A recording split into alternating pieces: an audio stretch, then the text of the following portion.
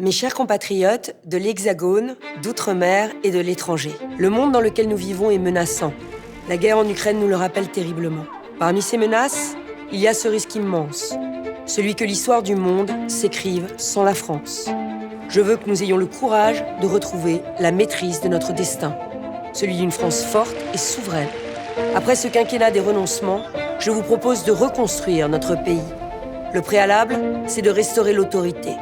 L'autorité, c'est ne plus accepter aucune zone de non-droit, où règne la loi des caïds ou celle des prêcheurs de haine. Je ne veux pas que nos enfants vivent dans une société apeurée, éclatée, communautarisée. L'autorité, c'est donner à nos forces de l'ordre et à notre justice les moyens pour appliquer l'impunité zéro. La peur doit changer de camp, avec une justice qui condamne rapidement et fermement. L'autorité consiste aussi à faire respecter nos frontières et stopper l'immigration incontrôlée grâce à l'instauration de quotas migratoires. L'école de la République doit redevenir la fabrique de la France, celle du mérite et de l'égalité des chances. Pour relever notre pays, il faut aussi un grand vent de liberté. Je veux que le travail paye plus que l'assistanat et qu'il soit payé à sa juste valeur. J'augmenterai les salaires nets de 10% d'ici la fin du mandat. Je suis la vraie candidate du pouvoir d'achat.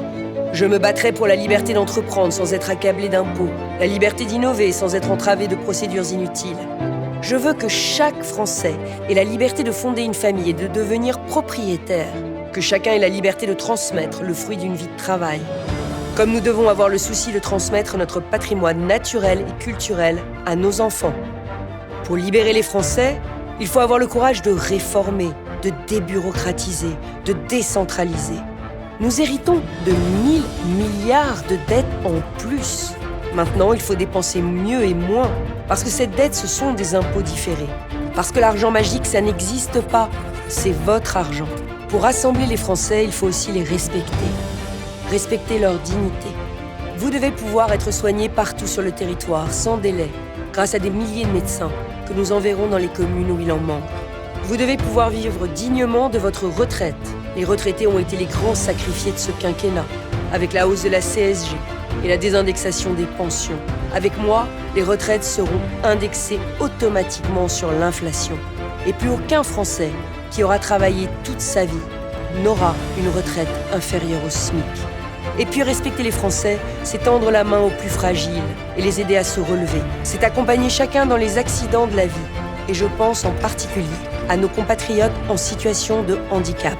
Je suis une femme d'ordre et de concorde. Je vous promets de réconcilier et de rassembler tous les Français, quelle que soit leur origine, leur croyance, leur lieu de vie. Car avec moi, chacune et chacun aura droit au même respect. Et puis je veux redonner espoir à notre jeunesse, cette jeunesse audacieuse, généreuse, qui fait la richesse de notre nation. Mon projet est celui des générations futures, car je ne leur lèguerai ni dette écologique, ni dette financière abyssale. Je leur fais ce serment. J'aurai le courage de faire ce qu'il faut pour reconstruire la France que nous aimons. Vive la République et vive la France.